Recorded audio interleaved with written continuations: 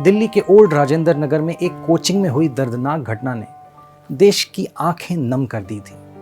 इस केस में SUV driver Manoj Kathuria को अब बड़ी राहत मिली है। उन्हें ओल्ड राजेंद्र नगर में हुए कोचिंग हादसे के मामले में आरोपी बनाया गया था। दिल्ली की 30 हजारी कोर्ट ने उन्हें जमानत दे दी है। बता दें कि एसयूवी के ड्राइवर मनोज कथुरिया को ओल्ड राजेंद्र नगर में 3 यूपीएससी उम्मीदवारों की मौत से जुड़े एक मामले में दिल्ली पुलिस ने गिरफ्तार किया था। एसयूवी ड्राइवर मनोज कथुरिया की जमानत को लेकर कोर्ट का लिखित आदेश आया है। कोर्ट ने कहा, एसयूवी ड्राइवर को पुलिस ने अति उत्साह में आकर आरोपी बना दिया और उस पर गैर इरादतन हत्या की धारा बीएनएस के सेक्शन 105 के तहत मामला भी दर्ज कर दिया था।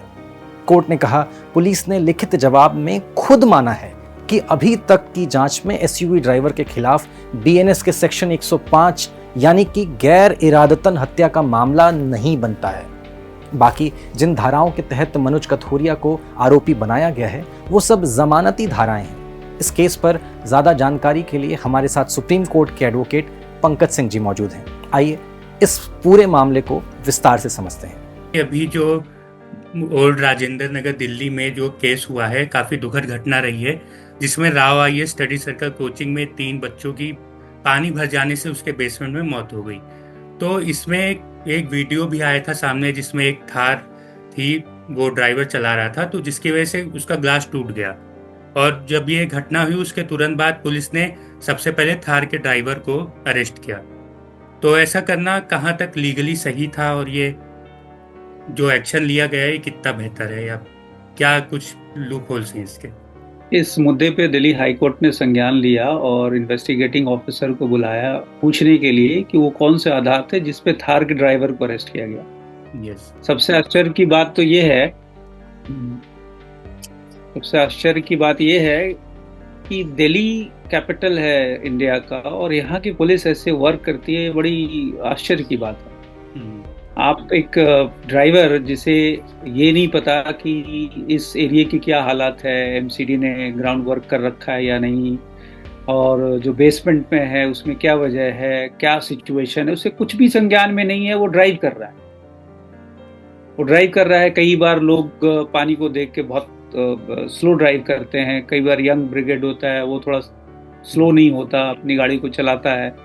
इस चीज को आप इस क्रिमिनल केस से जोड़ते हैं, मुझे बड़ी हास्यास्पद रिडिकुलस सी बात लग रही है इन्वेस्टिगेटिंग ऑफिसर का। कभी कभी मुझे को ये भी शक जाता है कि क्या उसने ये काम जानबूझ के किया, कुछ एक्सट्रेनियस कंसिडरेशन थे, कुछ और ब्राइवरी का इशू था, क्योंकि कानूनन ऐसी कोई वजह नहीं बनती जिससे आप एक ड्राइवर को जो ड्राइव कर रहा है उस ड्राइवर को इस बात के लिए इम्प्लीकेट कर दें कि देखो जी, मेरा ये कहना है कि तुमने थोड़ा जोर से ड्राइव किया, इस वजह से पानी इधर उधर हो गया। ये बड़ी हास्यास्पद सी बात है।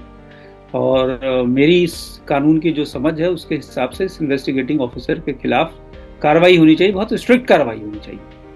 सर, कल्पेबल होमिसाइड की बात आ रही है इसमें, तो ये मर्डर से कैसे कितना डिफरेंट है, और ये कल्पेबल होमिसाइड होता क्या है जो इस केस में ये वर्ड बार बार सामने आ रहा है?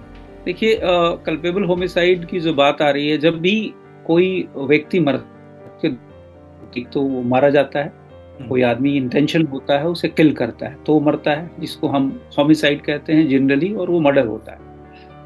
पर एक कैटेगरी जिसमें व्यक्ति मरता है उसका रीजन ये होता है कि एक व्यक्ति डायरेक्टली नहीं इनडायरेक्टली इन्वॉल्व होता है, उसे हम कल्पेबल होमिसाइड की कैटेगरी में लाते हैं। और वैसी हालात तब उत्पन्न होता है जब आप कोई एक्ट और ओमिशन, कोई काम या कोई लापरवाही, ये जानते हुए कि आपकी लापरवाही किसी की जान ले सकती है और अल्टीमेटली वो किसी की जान लेती है, उसे हम कल्पेबल होमिसाइड में लेके आते हैं। और उसकी पनिशमेंट मर्डर की तरह नहीं होती, बिकॉज मर्डर में इंटेंशन होता है किसी को किल करने का। कल्पेबल होमिसाइड में इंटेंशन नहीं होता, नॉलेज होता है और नेग्लिजेंस इन्वॉल्व होता है। इसके वजह से इसकी सजा मर्डर के हिसाब के कंपैरिजन में कम होता है, बट ये लापरवाही का वो लेवल होता है जिससे किसी की मृत्यु हो जाती है, तो उसे हम कल्पेबल होमिसाइड के केस में बुक करते हैं। वो पहले 304 था, अब नई वाली लॉ में 105 हो चुका है, बट कंटेंट्स वही हैं। सर, 105 बीएनएस की बात करें तो किस तरह के केसेस इसमें आते हैं? कल्पेबल होमिसाइड की बात अगर आप करें तो आप ऐसे हर उस केस में जहां पे नेग्लिजेंस किसी के जान जाने की वजह बन सकती है, लापरवाही का वो लेवल हो। दूसरा, नॉलेज का लेवल वो हो कि आपको पता है कि आप जो नेग्लिजेंस कर रहे हैं उससे ये चीज अंजाम हो सकता है, तो आपको नॉलेज है और आप लापरवाह हो जाते हैं, केयरलेस हो जाते हैं। तो अब लापरवाही की बात करें तो मेरे हिसाब से एमसीडी के ऑफिसर्स इन्वॉल्व ये इम्प्लीकेट होने चाहिए। थोड़ी सी लापरवाही इन्होंने जो जो स्ट्रक्चर के मालिक हैं उनके ऊपर भी लापरवाही जाता है, बिकॉज उनको फोर्स ही करना चाहिए कि बरसात की सिचुएशन में हालात ऐसे इस देश में इस शहर में बन जाते हैं। ये कोई पहली घटना नहीं है जी। ये हर बरसात में ऐसी घटना होती है जहाँ पे बेसमेंट भर जाता है। तो वैसे हालात में अगर आपने कोई सिचुएशन ऐसी बना रही है तो आपको फोर्स ही करना चाहिए था कि भाई बेसमेंट में हम बच्चे पढ़ा रहे हैं, लाइब्रेरी बना रहे हैं, जो भी बना रहे हैं, इसका ये एक कॉन्सिक्वेंस हो सकता था। तो मेरे हिसाब से ये लापरवाही एमसीडी के अधिकारियों को बुक करना चाहिए, बिकॉज प्राइमरली एमसीडी के अधिकारी के पास ये राइट्स एंड पावर्स हैं। उनकी ये ड्यूटी बनती है कि ऐसे तमाम इंस्टीट्यूशंस, ऐसे तमाम स्ट्रक्चर जहाँ पे सेफ्टी मेजर्स को फुलफिल नहीं किया गया, वहाँ कोई कार्रवाई हो रही है तो उसे सील कर सकते हैं और ये कर सकते हैं। तो लापरवाही ये दोनों के पार्ट पे है मेरे हिसाब से। सर, ड्राइवर को जैसे कि बेल दे दी गई है, तो किस आधार पे उसे बेल दी गई है, क्या पॉइंट्स? ड्राइवर को ना बेल देना, मुझे पढ़ने का मौका मिला, सेशन कोर्ट ने ड्राइवर को बेल नहीं दिया था। तो क्रिमिनल लॉयरिंग में 21-22 साल से कर रहा हूँ। ड्राइवर को बेल ना देना आश्चर्य करने वाली घटना थी। आप जो सेशन कोर्ट ने बेल देने से इनकार किया था, ड्राइवर को और मालिकों को एक श्रेणी में रखना, एक वही मैं वर्ड शब्द इस्तेमाल नहीं कर सकता, लेकिन मेरे समझ से परे था। क्योंकि ड्राइवर के पार्ट पे ना तो नॉलेज है, उसे नहीं पता कि साइड के बेसमेंट में, मैं दिल्ली के एक दूसरे पार्ट में रहता हूँ, मैं करोल बाग में ड्राइव करते जा रहा हूँ या राजेंद्र नगर में ड्राइव करते जा रहा हूँ, मुझे क्या पता कि बेसमेंट की क्या पोजीशन है। तो एक पासर बाई को उसको बेसमेंट की क्या सिचुएशन, तो नॉलेज नहीं है। नंबर वन, ये कोई ड्राइविंग से एक्सीडेंट का केस नहीं है कि जहां आप नेग्लिजेंटली ड्राइव कर रहे थे, कोई मर गया रोड पे, वो केस नहीं है कि आप उसको बुक करेंगे। तो ड्राइवर का बेल ना होना एक अपने आप में, I think that session judge was not able to appreciate the facts and circumstances in the proper light, which was rightly appreciated by the High Court. Sir, अभी जैसे जो पूरा केस है इसमें एमसीडी के जो अधिकारी हैं, मतलब कोई अभी तक बड़ी कार्रवाई उस तरह की नहीं हुई है, तो किस तरह की अभी मतलब कार्रवाई होनी चाहिए एज अ नॉर्मल पर्सन अगर हम बात करें तो? ये अगर मेरे हिसाब से देखें तो ये मुद्दा दिल्ली पुलिस को या लोकल पुलिस से हटा के किसी दूसरी एजेंसी को देना चाहिए, बिकॉज ऐसे जो जितने भी क्रियाकलाप हो रहे हैं उसमें लोकल पुलिस और जो एमसीडी है वो दोनों के अधिकारी इन्वॉल्व होते हैं। तो इनकी मिलीभगत को सिर्फ दूसरी एजेंसी उजागर कर सकती है। और अगर मैं अपने व्यक्तिगत अनुभवों की बात करूं तो एमसीडी किस लेवल पे वर्क करती है, ये this is open secret in Delhi.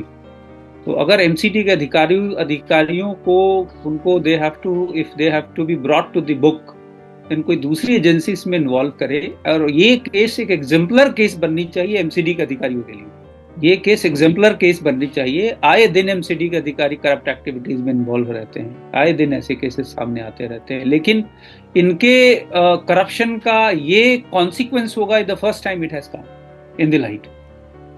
तो मेरी मानना ये है कि हाईकोर्ट को संज्ञान लेके एक एजेंसी को देके एमसीडी की किस लेवल की संलिप्तता है, so that this case should be an example for the MCD, so that such kind of activity should not be repeated in coming future. Otherwise, if they are let go, they are not dealt severely and strictly, then they'll repeat the same thing.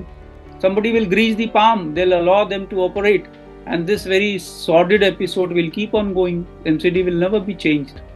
फिलहाल ये तो बात हुई इस case से जुड़े एक पहलू की, लेकिन अब देखने वाली बात होगी इस पूरे मामले से जुड़े दोषियों पर क्या कार्रवाई होती है और कब तक होती है।